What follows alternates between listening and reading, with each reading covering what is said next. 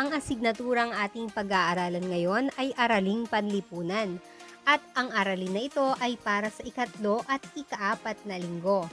Ang ating tatalakayin ay mga karapatan sa komunidad.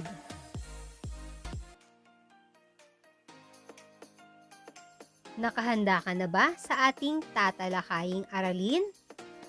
Ang ating tatalakayin ay bawat karapatan may pananagutan. Mahalagang malaman natin lahat ang ating karapatan. Ngunit ano nga ba ang kahulugan ng karapatan? Ang karapatan ay ang pangangailangang dapat mayroon ang isang tao upang makapamuhay siya ng maayos. Tinatamasa ba natin ito sa ating mga komunidad? Halina't basahin natin ang ilang usapan ng mga bata. Ako ay isinilang na malusog, binigyan ng pangalan at ipinarehistro sa komunidad. Tungkulin kong pangalagaan ang aking pangalan. Maliit lang ang aming tahanan, subalit may pagmamahalan ang bawat isa sa aming pamilya. Inaalagaan kaming mabuti ng aking mga magulang. Bilang ganti, sinusunod ko ang lahat ng payo ng aking mga magulang para sa aking kabutihan. Masaya akong pumapasok ka sa aming paaralan. Maliit lamang ito, subalit libre ang lahat ng pangangailangan. Sinusuportahan ito ng aming mga komunidad. Tungkulin kong mag-aral ng mabuti upang makatapos ng kursong gusto ko. Malinis at tahimik ang aking komunidad. Alam kong ligtas akong manirahan dito. Tungkulin kong tumulong sa paglilinis ng kapaligiran nito.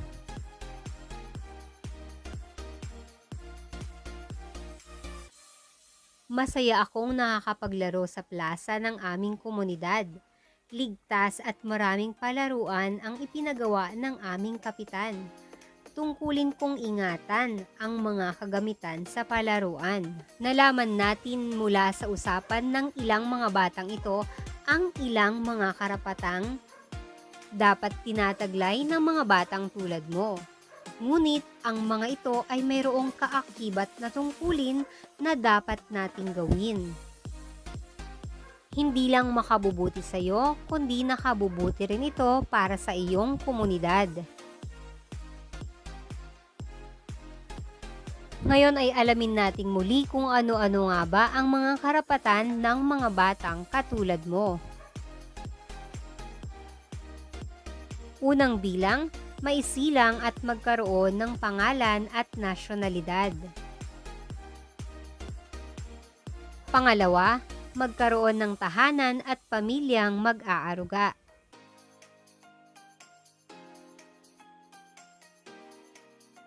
Pangatlo, manirahan sa payapa at tahimik na lugar.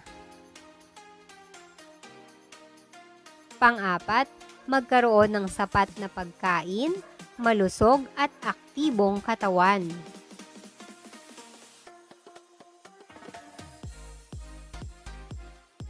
Panlima, mabigyan ng sapat na edukasyon. Pang-anim, mapaunlad ang angking kakayahan.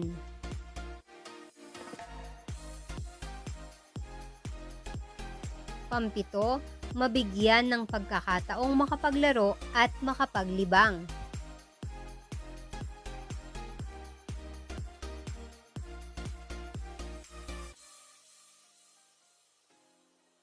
Pangwalo, mabigyan ng proteksyon laban sa pang-aabuso, panganib at karahasan.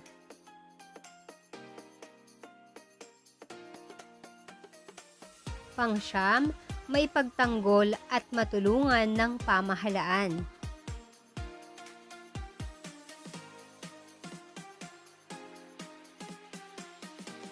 Pang-sampu, makapagpahayag ng sariling pananaw.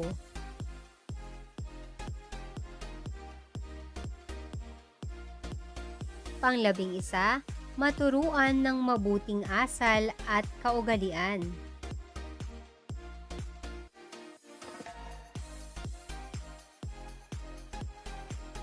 Mahalagang matamo ng bawat bata ang kanyang mga karapatan upang lumaki siyang maayos at kapaki-pakinabang sa kanyang sarili, pamilya at komunidad.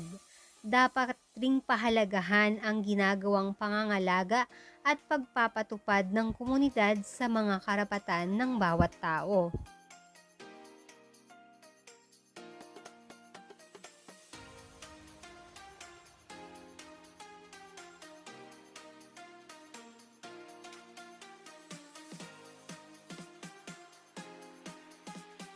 Ngayon ay dumako na tayo sa mga pagsasanay.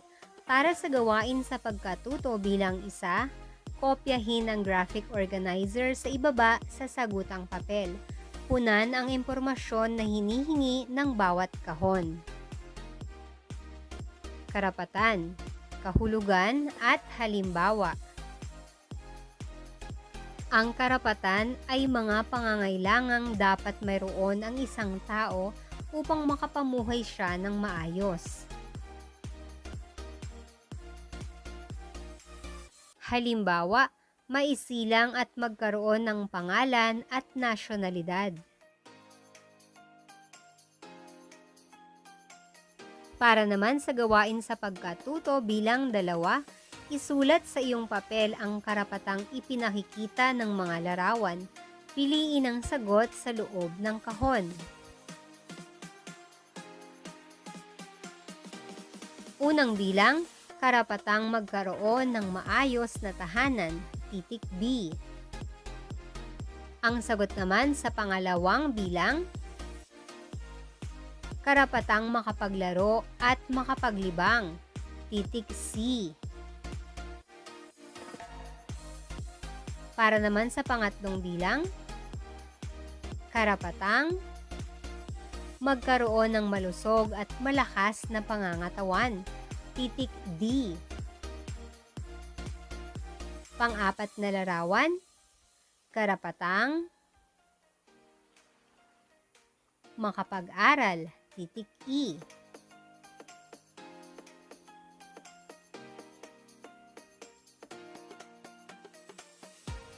Gawain sa pagkatuto bilang 3. Iguhit ang masayang mukha kung ipinapatupad ang mga karapatan ng maayos at malungkot kung hindi. Unang bilang, ang pamilya ni Dulce ay masayang naninirahan sa kanilang komunidad. Masaya.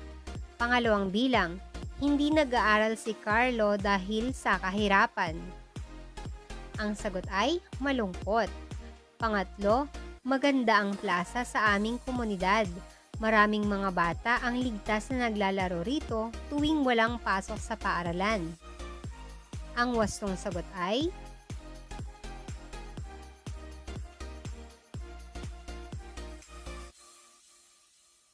masaya.